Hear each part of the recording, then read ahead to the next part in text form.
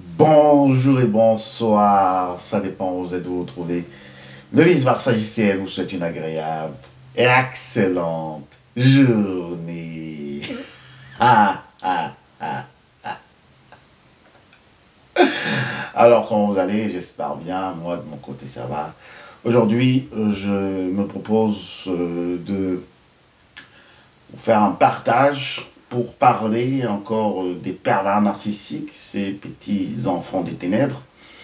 Et dans cette vidéo, nous allons voir pourquoi le pervers narcissique se considère au-dessus, supérieur à vous. Pourquoi le pervers narcissique croit également à cette dimension supernaturelle. Pourquoi le pervers narcissique c'est dit que même après avoir rompu cette relation avec vous, vous ne pourrez pas vous en sortir.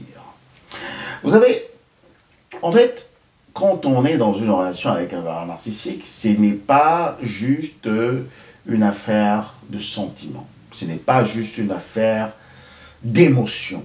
Ce n'est pas juste une affaire de partenariat parce qu'on se dit, voilà, on a trouvé le ou la partenaire idéal et on pourra construire une vie ensemble.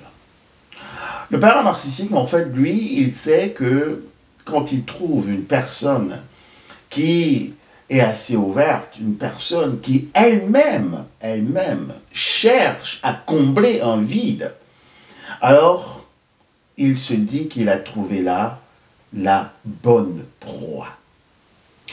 Le pervers narcissique, en fait, lui, dans la quête d'entrer dans une relation, de rencontrer quelqu'un, ce n'est pas ce que vous vous imaginez. Donc, comme je disais, d'avoir une personne qui est là pour vous aimer, pour vous motiver, pour vous relever, pour vous aider financièrement, pour également vous redonner une joie de vivre. Non, le pervers narcissique, lui, il est dans l'inverse. Il est dans le contraire de ce que vous pensez. Et c'est pour cela, justement, que vous allez constater que ce vide du pervers narcissique va être comblé pas par ce que vous vous attendez, mais par ce que lui, il entend. Et il attend. Qu'est-ce que ça veut dire? Ça veut dire que vous avez un récipient. Un récipient qui est, disons, à moitié vide, parce que vous n'avez pas assez reçu d'amour dans votre enfance, vous n'avez pas assez reçu d'amour de vos frères et sœurs, vous n'avez pas assez reçu d'amour de votre famille, et vous avez ce récipient qui doit être comblé par une autre personne. Donc, vous vous dites par votre partenaire pervers narcissique. Alors vous tombez amoureux, vous tombez amoureuse de ce petit enfant des ténèbres et vous attendez que ce récipient qui est à moitié vide ou à moitié plein soit justement comblé de son amour. Mais qu'est-ce que le pervers narcissique va faire? Le pervers narcissique va vite repérer la quantité d'amour, d'estime de soi que vous avez de vous-même. Et comme lui, il est dans un besoin affectif, alors il va, au lieu de vous combler, plutôt, il va, comme ça là, vous aspirer. Au lieu de vous donner de l'estime, il va prendre cette estime parce que lui-même, il en a besoin. Au lieu de vous consoler, de vous remonter psychologiquement, il va vous détruire afin que lui, il puisse se construire. Vous constatez donc que dans la relation, en fait, vous avez des différentes attentes vis-à-vis du pervers narcissique et lui vis-à-vis de vous. Et ce sont en fait deux contradictions.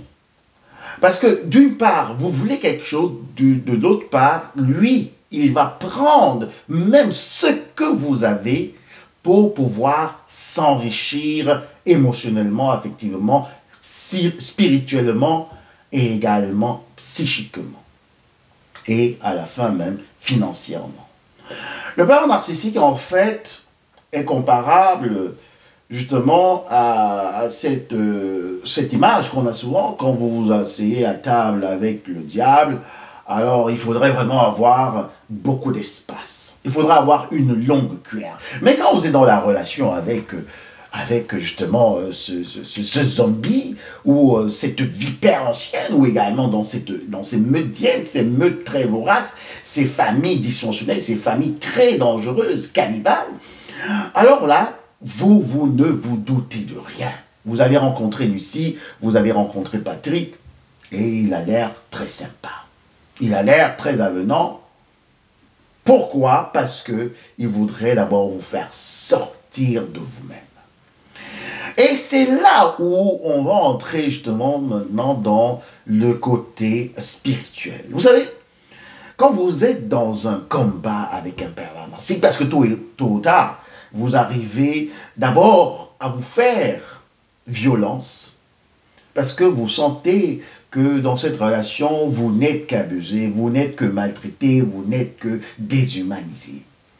Vous commencez un peu à ressentir le vide, parce que vous êtes avec quelqu'un, vous vivez avec lui, vous êtes dans la relation, mais il est complètement absent. Le pervers narcissique est absent. Il ne peut pas vous combler d'une manière que ce soit. Et vous êtes seul. Vous ressentez donc maintenant ce combat intérieur. Vous vous demandez, mais est-ce que vous êtes dans la relation avec quelqu'un ou bien vous êtes seul dans la relation? Mais ce que je vais vous dire, c'est que vous êtes effectivement dans une relation, mais vous êtes dans une relation avec un fantôme, avec un zombie, avec une vipère ancienne. Et c'est pour cela que vous n'arrivez pas à saisir le pervers narcissique. Et lui, il va, pendant la relation, faire tout ce travail de zombification pour vous laisser avec des œufs, pour vous laisser avec un venin qui va complètement vous détruire de l'intérieur. Parce que le pervers narcissique, c'est qu'il n'a pas beaucoup de temps. Et c'est comme aussi quand la divinité de lumière a jeté ce petit enfant des ténèbres, en tout cas le grand-père des ténèbres, le père des ténèbres, vers les humains. Ce personnage lugubre, ténébreux, s'est dit dans sa tête qu'il n'a pas beaucoup de temps. Alors, il faudrait que pendant qu'il soit dans la relation, pendant que vous lui donnez encore cette ouverture, pendant que vous êtes encore en train de rêver du partenaire idéal, pendant que vous êtes encore en train de vous poser des questions, pendant que vous êtes encore en train de dormir parce que vous pensez qu'il va changer, qu'elle va changer, en ce temps, il est en train de vous injecter son venin. En ce temps, le zombie est en train de vous laisser des ovules. Et ce sont ces ovules qui vont finalement éclore, ce venin qui va finalement prendre vie et qui va commencer justement à faire son effet. Alors, le pervers narcissique se croit supérieur à vous parce que il sait également, dans sa dimension mystique, dans sa dimension surnaturelle, dans sa dimension super dynamique, il sait que lui, il a également le pouvoir de détruire non seulement le corps, la chair, mais également l'âme. Vous savez, on dit, ne craignez pas ceux qui peuvent juste détruire le corps. Il faut craindre ceux qui peuvent détruire également l'esprit, qui peuvent détruire l'âme. Et le pervers narcissique en fait partie. Quand le vice-versa vous parle des pervers narcissiques, c'est pas vous dire de sortir de l'emprise émotionnelle, c'est pas juste vous dire d'appliquer des astuces jusqu'à 100, 200 astuces. Parce que plus Plusieurs d'entre vous, et dans mes communications, dans mes entretiens, beaucoup sont arrivés à devenir des docteurs en perversion narcissique. Plusieurs d'entre vous se sont nourris des documentations, ont mis de l'argent pour des formations en ligne, ont investi pour parler aux psychologues, pour parler aux psychanalystes, pour parler aux psychiatres, pour parler à ceux-là qui ne connaissent pas exactement la nature profonde du pervers narcissique et quels sont ses buts à atteindre dans la vie de sa proie. Et après, vous avez fait 50 séances, vous avez lu, vous vous êtes nourri, vous vous êtes vraiment très documenté, mais à la fin, vous constatez qu'il vous manque encore quelque chose pour pouvoir vaincre le pervers narcissique, pour pouvoir dominer le pervers narcissique, pour pouvoir faire à ce que le pervers narcissique souffre. Et cette chose, en fait, c'est votre âme. Votre âme qui a été absorbée, votre âme qui a été asséchée, qui a été scellée, qui a été attachée par le pervers narcissique, vous fait défaut. Et c'est pour cela que vous ne pouvez pas combattre un pervers narcissique seulement par la chair, par les idées, par les astuces, par les petites références qu'on vous donne. Non, le pervers narcissique, c'est que tant que vous n'avez pas vraiment considéré cet aspect spirituel, cet aspect surnaturel, alors vous allez rester toujours dans le noir. Parce que quand vous n'avez pas votre âme, quand votre âme est complètement déjà emprisonnée, quand votre âme ne vous appartient pas, quand votre âme ne peut pas vous donner en fait cette source de vie, cette force intérieure dont vous avez besoin, alors vous allez toujours perdre face au pervers narcissique. Tant que vous n'êtes pas reconnecté à votre esprit, à votre âme et à votre corps, vous n'allez jamais pouvoir surmonter les effets du venin et aussi les petits démons qui vont s'éclore, qui vont commencer à hanter votre cerveau, à hanter votre esprit, afin de combattre le pervers narcissique. Le pervers narcissique, il est parti après 5 ans de relation, hein, comme vous m'avez dit, hein, Christine, comme vous m'avez dit, Séraphin, comme vous m'avez dit, comme vous parlez tous, et il est parti après 30 ans hein, de relation, il est parti, ça fait 5 ans, voilà, il est parti. Mais vous continuez à saigner, vous continuez à vous demander qu'est-ce qui se passe dans votre vie. Vous continuez à vous dire que vous êtes devant, justement, un problème qui est extérieur. Vous êtes devant une entité qui est plus forte que vous. Mais ce qui est la réalité, c'est que cette entité, en fait, a pu dominer votre esprit. De telle manière que vous commencez à non seulement douter de vous-même, mais vous vous dites, à la fin, c'est impossible. Je ne sortirai jamais de ce trou. Oui, Geneviève, tu te dis, tu ne vas jamais sortir justement de ce marasme, de ce noir, de ce couloir, de ce désespoir. Tu ne vas jamais pouvoir remporter cette victoire contre le pervers narcissique ou la perverse narcissique. Oui, tu te fais justement déjà ce dessin parce que tu vois comment ta vie va terminer. Si tu restes dans cette ignorance. Parce que le pervers narcissique, en fait, avec le concours et le biais de certains de ses doubles et triples complices, hein, je vous ai déjà parlé des triples complices du pervers narcissique, En fait, pour faire une petite parenthèse, ce sont des personnes qui ne vous connaissent pas.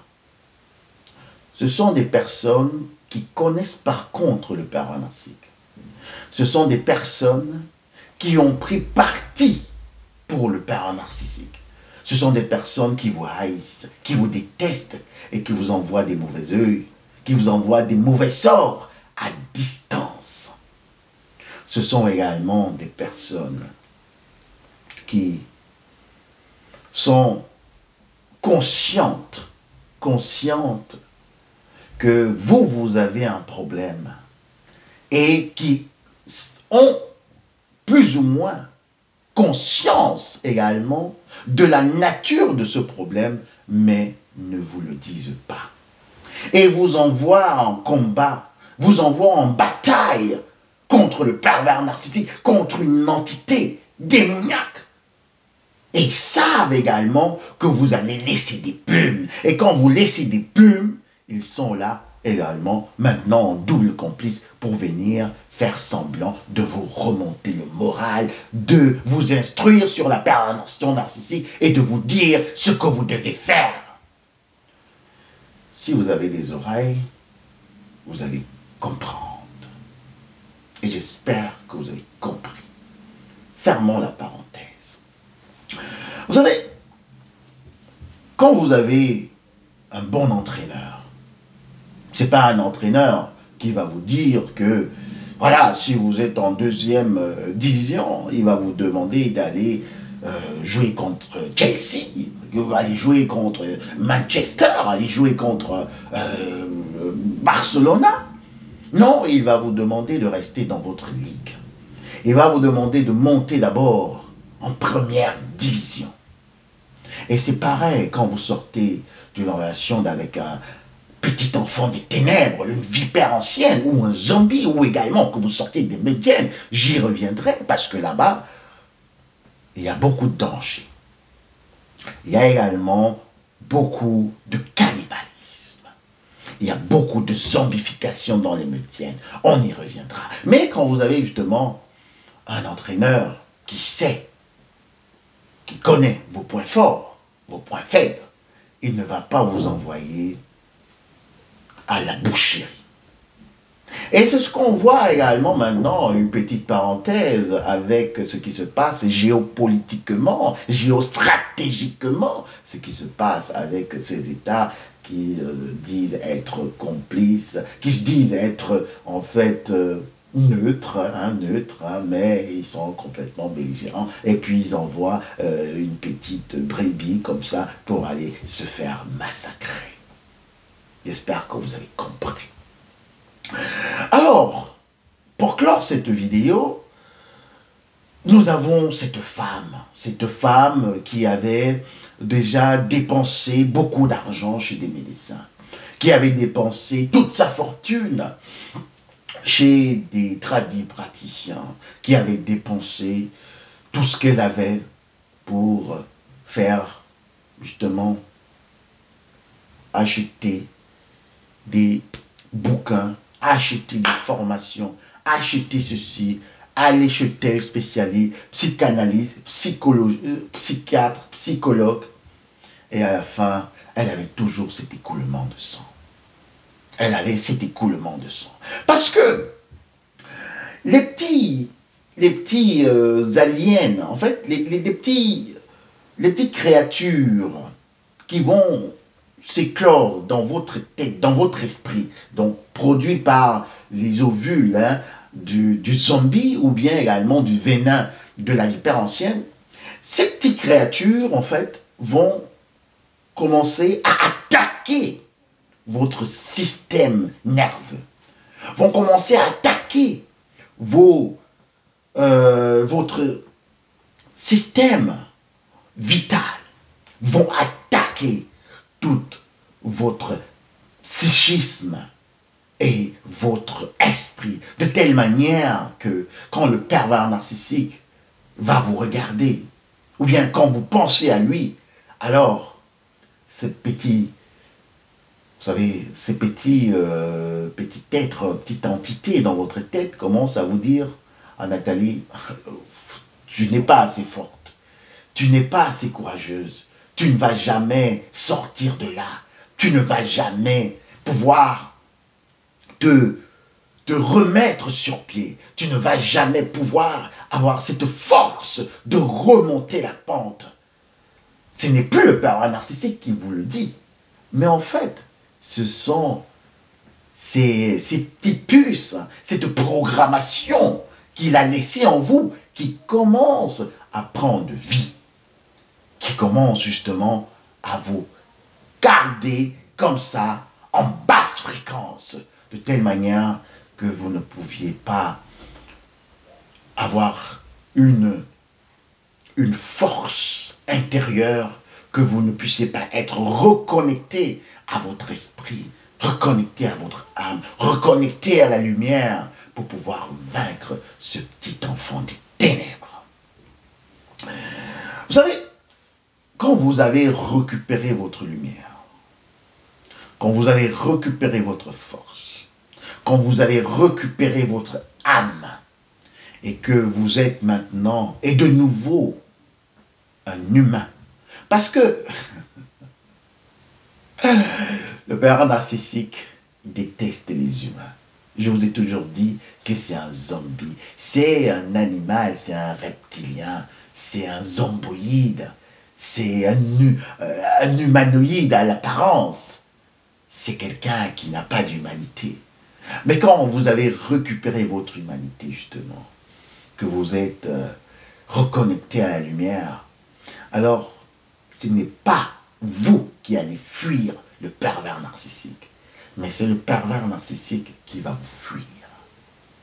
Oui, c'est le pervers narcissique lambda qui va vous voir, qui va vous observer, qui va vous entendre parler, qui va savoir, qui va reconnaître, ressentir cette force que vous avez en vous, qui va vous fuir. Vous n'aurez plus besoin d'être là en train de vous poser la question, est-ce que c'est un pervers narcissique, c'est une pervers narcissique? Non, mais lui ou elle va savoir que non, là-bas, c'est un enfant de lumière et ça peut me brûler les doigts. Parce que si j'attaque cette lumière, alors je serai très vite exposé.